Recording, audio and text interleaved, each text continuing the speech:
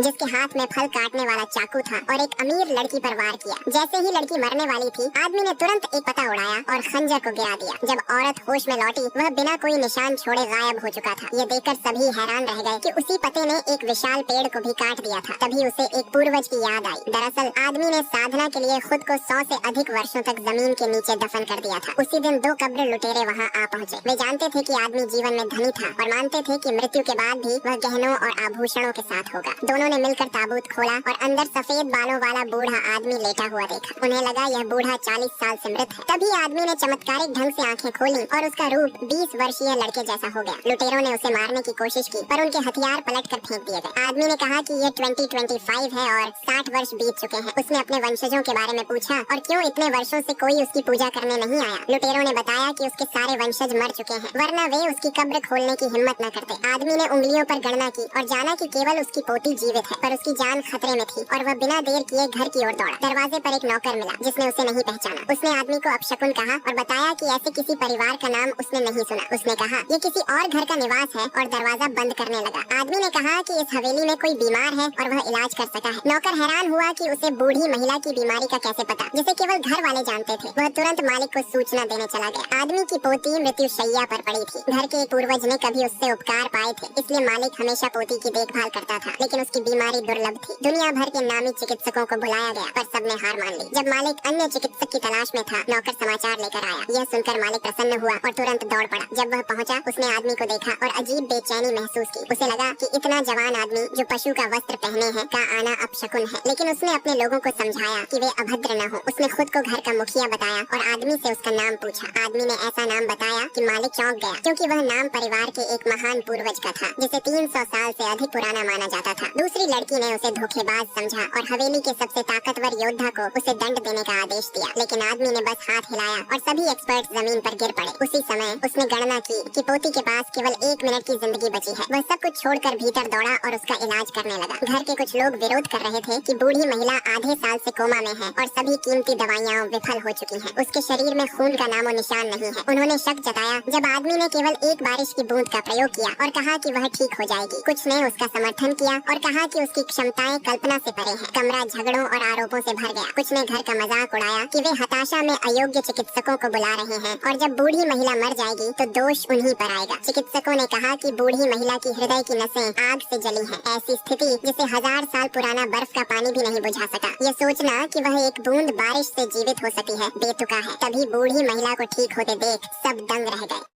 आदमी पशु का वस्त्र पहनकर